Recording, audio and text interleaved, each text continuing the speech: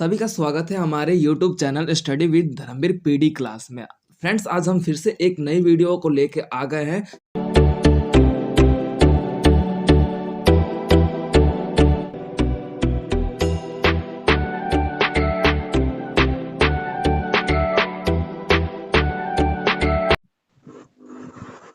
कोई बात नहीं, ठीक है। अब बात कर लेते हैं हम अपने फोर्थ चैप्टर के बारे में, जो कि आपका इग्नू का थर्ड ईयर का ये जो चैप्टर है, फोर्थ चैप्टर वैश्वीकरण की दुनिया में भारत की विदेश नीति, उस बुक का हमारा फोर्थ चैप्टर है भारत विदेश नीति के निर्माणक संस्थाएं का तंत्र। ठीक है। अब हम इसमें ये देखेंगे कि भारत में जो विदेश नीति का निर्माण होता है, संस्थाएं और तंत्र। तंत्र का मतलब होता है कि सिंपल सा लैंग्वेज बोला जाए तो आपके संस्थाएं भाई कहाँ से ऑर्गेनाइज किया जाता है। मान लो कि आपका एक बिल पास करने का तरीका होता है कि भाई आपको दोनों संसद के सदस्यों द्वारा बहुमत प्राप्त होना चाहिए, उसके बाद हस्ताक्षर होने चाहिए, उसके बाद आपका बोल सकते हो राष्ट्रपति के हस्ताक्षर होने चाहिए, उसके बाद प्रधानमंत्री की समावेश या फिर उसकी योगदान होना चाहिए। तो ये क्या है, एक बोल सकते हो कि संस्था के रूप में एक पर्टिकुलर क्रिया है। एक सेकंड, ठीक है। तो उसके बाद हम उन संस्थाओं के बारे में जिक्र करेंगे कि भाई उन संस्थाओं के द्वारा भारतीय विदेश नीति का निर्माण कैसे होता है, किस तरीके से प्रक्रिया है। तो हम इसी चैप्टर में आज कवर करेंगे। इससे पहले हमने थर्ड चैप्टर तक कवर कर लिया है।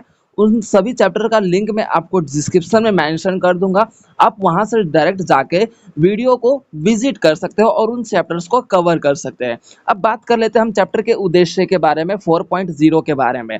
तो देखो 4.0 के अंतर्गत हम देखते हैं कि जो भारत की विदेश नीति है, उसका सबसे बड़ा उद्देश्य आप लोग बहुत पहले ही पढ़ के आ चुके हो, जो कि एक बोल सकते हो अर्थव्यवस्था का निर्माण करना, अर्थव्यवस्था को आगे बढ़ाना, अर्थव्यवस्था की मजबूती लाना और नीति व्यवस्था के माध्यम से देश में दूसरे देशों के साथ जुड़कर आगे बढ़ना, यही भारत की विदेश नीति का एक बोल सकते हो उद्देश्य रहा है।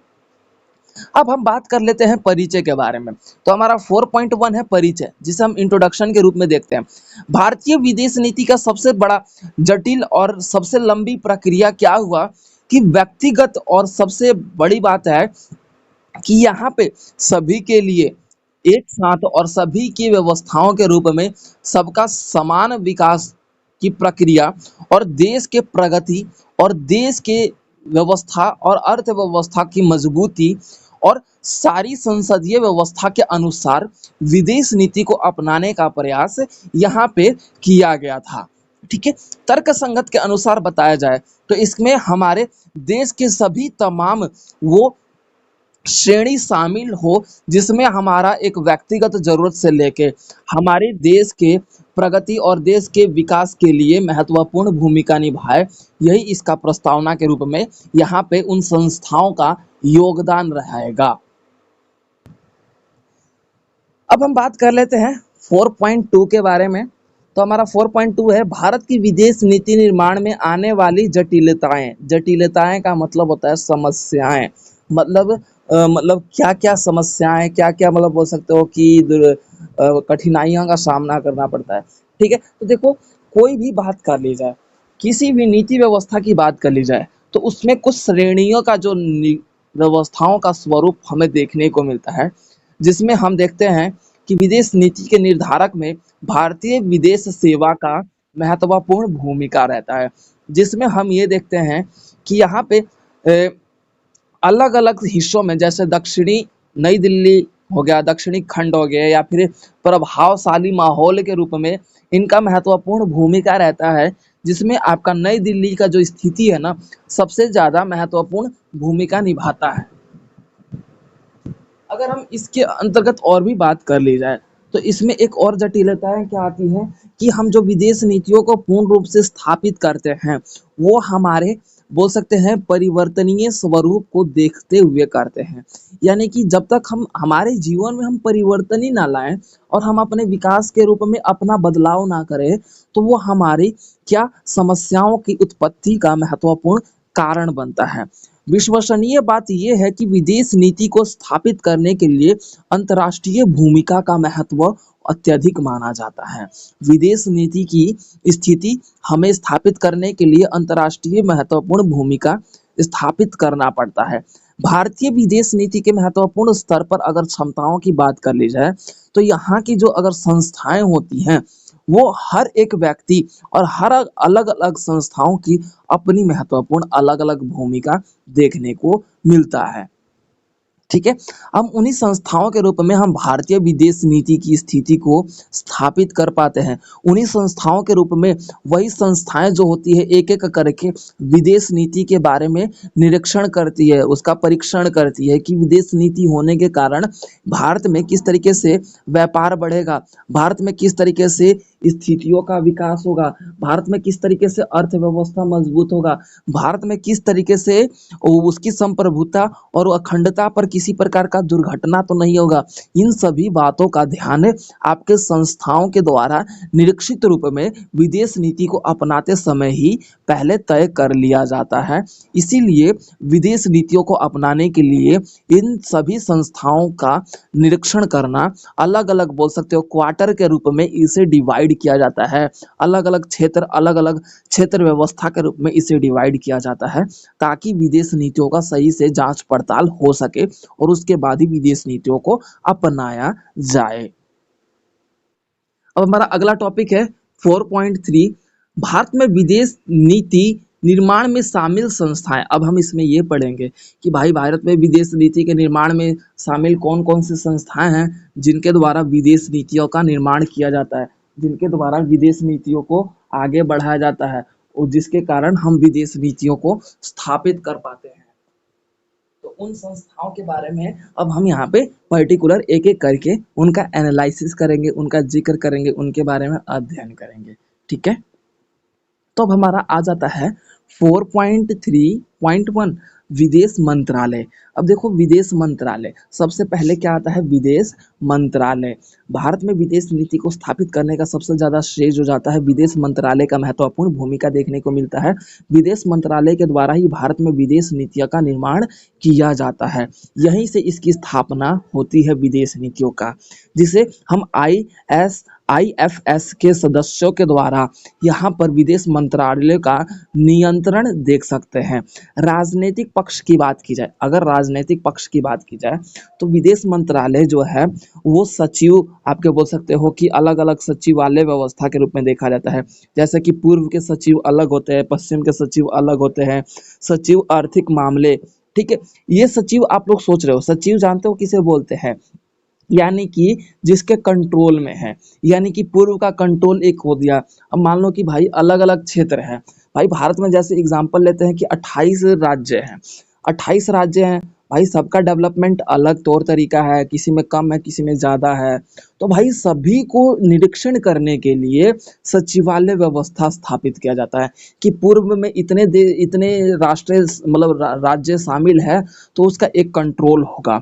तो उन कंट्रोल के माध्यम से ही विदेश मंत्रालय की स्थिति का रिपोर्ट दर्ज किया जाता है कि हाँ भाई ये विदेश नीति अगर हम लेके आएंगे तो सभी सचिव व्यवस्था का जो महत्व है, चाहे पूर्व का हुआ, चाहे पश्चिम का हुआ, चाहे दक्षिण का हुआ, चाहे आप बोल सकते हो कि आपका आर्थिक व्यवस्था के रूप में हुआ, तो ये सचिव उनका निरीक्षण करता है, उनका परीक्षण करते हुए ये विदेश नीति फिर जाके विदेश नीति को मंत्रालय में पारित करते हुए उसके बहुमत प्राप्त होने के बाद फिर ये आगे बढ़ता है।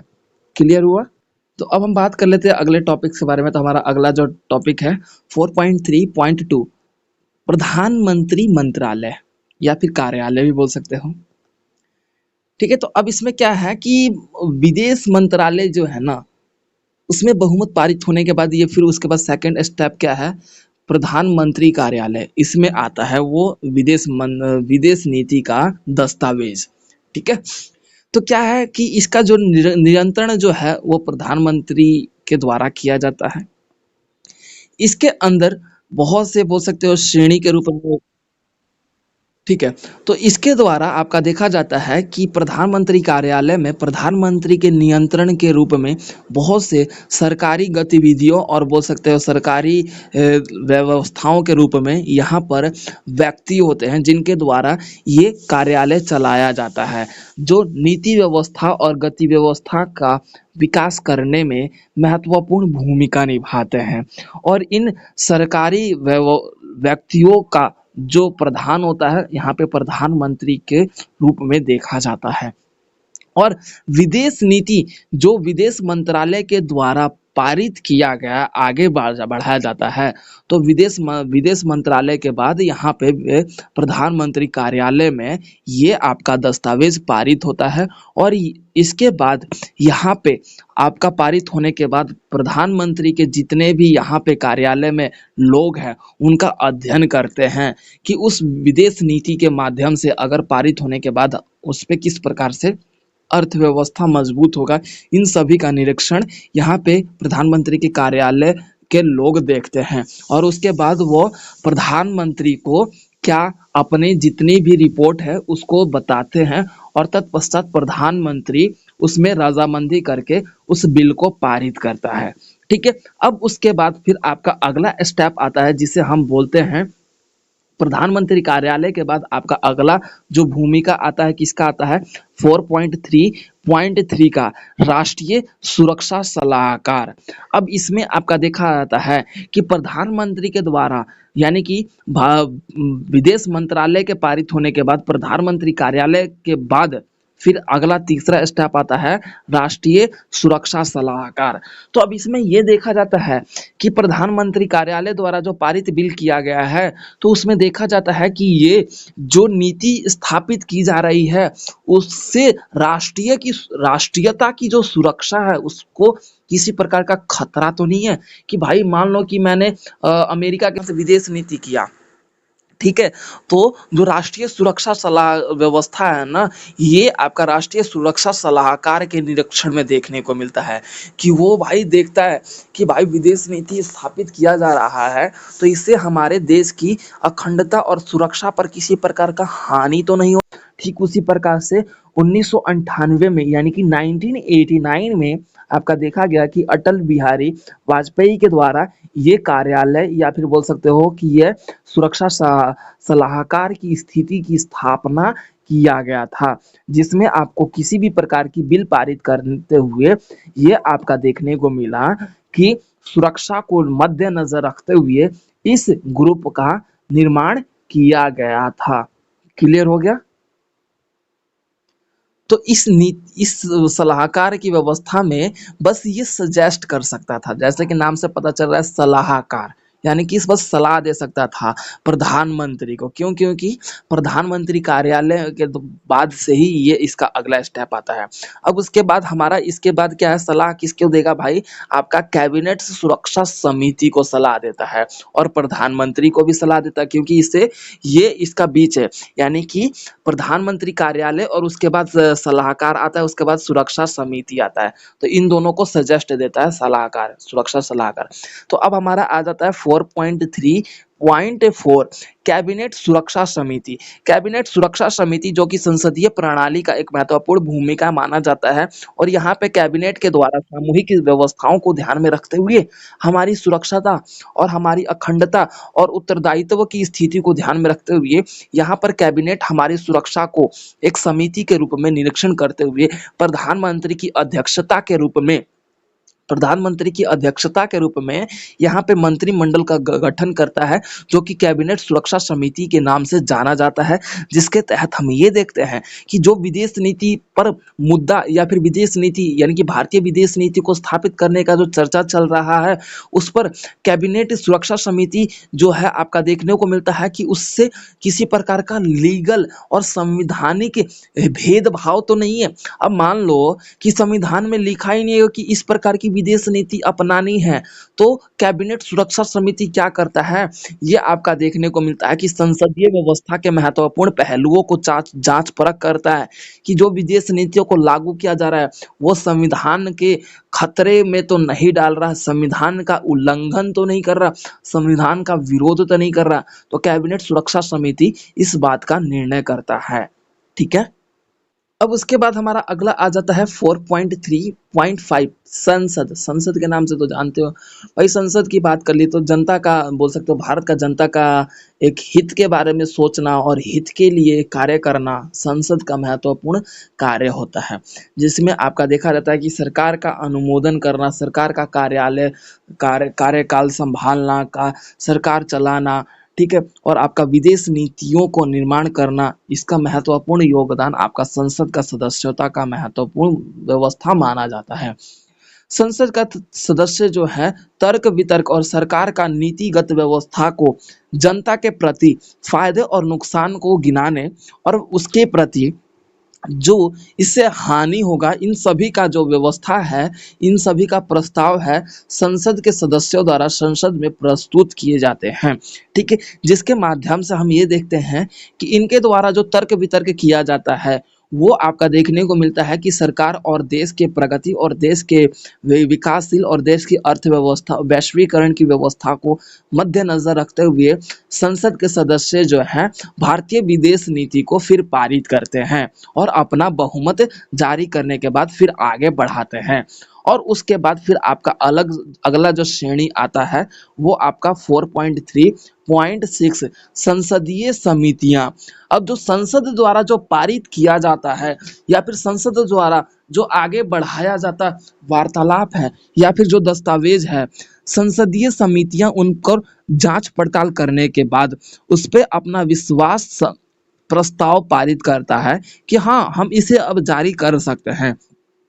उसे विश्वास योग्य संसदीय समितियों का महत्वपूर्ण भूमिका के रूप में देखने को मिलता है, जिसके तहत हम ये देखते हैं कि विशालजनक भूमिका की बात की जाए तो यहाँ पे जो हमारे वैज्ञानिकी रूप में और जो हमारे समितियों का विस्तार होता है वो सलाहकार के साथ साथ संसद के सदस्य समिति को महत्वपूर्ण भूमिका निभाते हुए समितियों को आगे बढ़ाना इनका एक महत्वपूर्ण उदाहरण बनता है, जिसके तहत संसदीय समितियां क्या करती हैं, उन मंत्रालयों के माध्यम से विदेश नीति को स्थापित करने का आज्ञा प्रदान कर देती हैं। ठीक है, उसके तत्पश्चात आपका अगला फिर श्रेणी आता है नीति विशेषज्ञ समूह। अब नीति विशेषज्ञ समूह वो हैं जो नीति बनाने में उनका विशेषज्ञ का मतलब होता है एक्सपीरियंस्ड, यानी कि नीति विशेषज्ञ समूह वह समूह होते हैं जो किसी भी नीति को बनाने के लिए उनकी सक्षमता अत्यधिक मानी जाती है, उनमें बस वही लोग शामिल होते हैं। ठीक है, तो उसके तत्पश्चात सारी बातें यानी कि 6 स्टेप पार करने के बाद 7वां स्टेप आता है भारतीय नीति विशेषज्ञ समूह, जिसके अंतर्गत हम नीति व्यवस्था का गैर सरकारी और बोल सकते हो अर्ध सरकारी, गैर लाभकारी और बोल सकते हो कि संस्थाओं, रणनीति व्यवस्था और अर्थव्यवस्था तथा फाउंडेशन अर्थ अंतर्राष्ट्रीय व्यवस्था, इन सभी का ध्यान में रखते हुए नीति विशेषज्ञ समूह जो है अपना प्रस्तावना में सहमति प्रदान करती है। अगर नीति विशेषज्ञ समूह जो है अगर मना करता है तो फिर से उस विदेश नीति दस्तावेज पर चर्चा फिर से करना पड़ता है। क्यों? क्योंकि नीति विशेषज्ञ समूह एकमात्र ऐसा समूह है जिस पर आपका देखने को मिलता है कि इनका जो एक्सपीरियंस है, जो इनका अनुभव है, सबसे अत्यधिक माना जाता है। ठीक है, अब उसके बाद फिर हमारा जो टॉपिक यहाँ पे, ठीक है, तो अब हम बात कर लेते हैं, ये हमारा हो गया विदेश नीति विशेषज्ञ समूह हो गया। अब हम बात कर लेते हैं अपने अगले टॉपिक के बारे में। तो हमारा अगला टॉपिक है 4.4 भारत में नीति निर्माण तंत्र। भारत में नीति निर्माण तंत्र की बात कर ली जाए तो देखो, भारत में नीति निर्माण तंत्र की स्थिति बात कर लेते हो तो व्यापक तंत्र के रूप में जो हमारी मौजूदगी है, हम अपनी परेशानियों को देखते हुए अपनी व्यवस्थाओं को देखते हुए, अपनी अर्थव्यवस्था को देखते हुए, अपने अंतिम पहलुओं को देखते हुए, अपनी परिस्थितियों को देखते हुए, वैश्वीकरण का दौर को देखते हुए, इन सभी को ध्यान में रखते हुए हम भारत में नीति निर्माण तंत्र की स्थापना करते हैं, जिसके कारण हम अपनी नीति व्यवस्था को ध्यान में रखते हुए, अंतर्राष्ट्रीय व्यवस्था, अंतर्राष्ट्रीय परिस्थितियों को ध्यान में रखते हुए अपना विकास प्रमुख रूप में कर पाते हैं। उसके साथ साथ हम भारतीय विदेश नीति के मंत्रालय को 4 भागों में बांटते हुए भी हम नीति व्यवस्था की स्थापना कर सकते हैं। और नीति निर्माण तंत्र की बात कर ली जाए, जिसमें हम ये देखते हैं कि नीति निर्माण तंत्र में जो महत्वपूर्ण भूमिका निभाते हैं, वो हमारे भारतीय विदेश नीति विशेषज्ञों के द्वारा ही निभाया जाता है। और अंतर्राष्ट्रीय राजनीति, अंतर्राष्ट्रीय विचारधारा और श्रेणी, अखंडता, विश्व व्यवस्था पर शांति, भाईचारा, अर्थव्यवस्था की मजबूती, विदेश नीति में अर्थव्यवस्था की भूमिका, वैश्वीकरण के दौर को अपनाना, विश्व स्तर पर शांति स्थापित करना, ये हमारे भारतीय नीति निर्माण तंत्र की महत्वपूर्ण भूमिका देखने को मिलती है।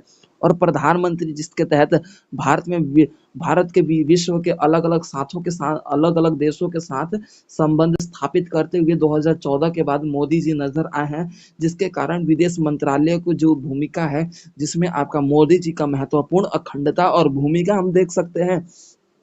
मोदी जी का जो जिक्र है आज हमारे पूरे ब्रह्मांड और पूरे विश्व स्तर पर हम विश्व स्तरीय रूप में देख सकते हैं, जिसके कारण हमारी भारतीय अर्थव्यवस्था की मजबूती, भारतीय व्यवस्था की एक पहचान, भारतीय अखंडता का संप्रभुता, इसके रूप में आपका मोदी जी का अनुमोदन जो है महत्वपूर्ण रूप से देखने को मिलता है। और इन नीति निर्माण तंत्र की व्यवस्थाओं में जो है आपका नीति प्रस्ताव का मंत्रालय का दृष्टिकोण, अवलोकन, ये सारी बातें छुपी हुई हैं, जिसके तहत हम अपने प्रस्तावनों में CCAS के रूप में देखते हैं, जिसके तहत आपका देखने को मिलता है कि यहाँ पे कॉमन सेक्टर सिक्योरिटी के रूप में, और बोल सकते हैं कि हमारी सदस्यता के रूप में, और हमारे बोल सकते हैं कि व्यवस्थाओं के रूप में, हमारी इन सभी व्यवस्था और हमारी इन सभी मंत्रालयों और संस्थाओं के माध्यम से ही नीति निर्माण व्यवस्था को स्थापित किया जाता है। अब उसके बाद हमारा जो अगला टॉपिक है 4.5 सारांश। सारांश की बात कर ली जाए, भारतीय विदेश नीति निर्माण तंत्र की महत्वपूर्ण संस्थाओं का और गुणवत्ता, सत्यता और उसकी अखंडता, और बोल सकते हैं कि इसकी जांच पड़ताल, इन सभी का ध्यान में रखते हुए हमारी बुद्धिजीवी व्यवस्था और हमारे विश्वास करने योग्य और सामाजिक व्यवस्था, भाईचारा, आर्थिक भूमिका और बोल सकते हैं विभिन्नता, इन सभी के बारे में ध्यान नजर रखते हुए हम अपने नीति व्यवस्था को भारतीय समाज में जोड़ते हुए नजर आए हैं। भारतीय विदेश नीति का निर्माण तंत्र और संस्थाओं का महत्वपूर्ण भूमिका रहा है हमारी भारतीय विदेश नीति को आगे बढ़ाना और उसको पारित करना। इनके द्वारा ही हमारे विदेश नीति को स्थापित करने में महत्वपूर्ण सक्षमता देखने को मिलती है। इन्हीं के द्वारा ही हमारे विदेश नीति को दूसरे देशों से जुड़कर आगे चलना ही हमारे भारत का एकमात्र लक्ष्य है। जिस तरीके से हम आज वर्तमान समय में G20 की महत्वपूर्ण सदस्यता की भूमिका देख सकते हैं, जिसके तहत हमारे भारतीय समाज में मोदी जी के द्वारा G20 व्यवस्थाओं का गठन किया गया, उसमें भी हम बखूबी देख सकते हैं कि विदेश नीति की स्थापना जो है 2023 में G20 के दौरान देखने को मिला, जिसके तहत 20 अलग अलग देश के जो राष्ट्रीय व्यवस्था की सदस्यता बैठी, जिसके तहत हमारे विदेश नीति को आगे बढ़ाना और विदेशों के साथ जुड़कर अपने आप का विकास करना, इसमें महत्वपूर्ण भूमिका देखने को मिलता है। क्लियर हो गया? ठीक है, तो ये था आपका पूरा चैप्टर, 4th चैप्टर। इससे पहले हमने बात कर ली जाए तो हमने इसमें ये पढ़ा कि भारतीय विदेश नीति निर्माण तंत्र क्या है, भारतीय विदेश नीति को स्थापित करने वाले वो 7 कौन कौन से आपके सेक्टर हैं जिनके माध्यम से ही आपका विदेश नीति को स्थापित किया जाता है, भारतीय विदेश नीति को। तो हमने इन सभी के बारे में जिक्र किया, तो ये हमारा चैप्टर 4 चैप्टर जो कि कंप्लीट होता है। इससे पहले हमने प्रीवियस 3 चैप्टर तक कवर कर लिया था, उन सभी का लिंक मैं आपको डिस्क्रिप्शन में मेंशन कर दूंगा, आप वहां से जाके उन चैप्टर्स को भी क्लियर कर सकते हैं। Okay students,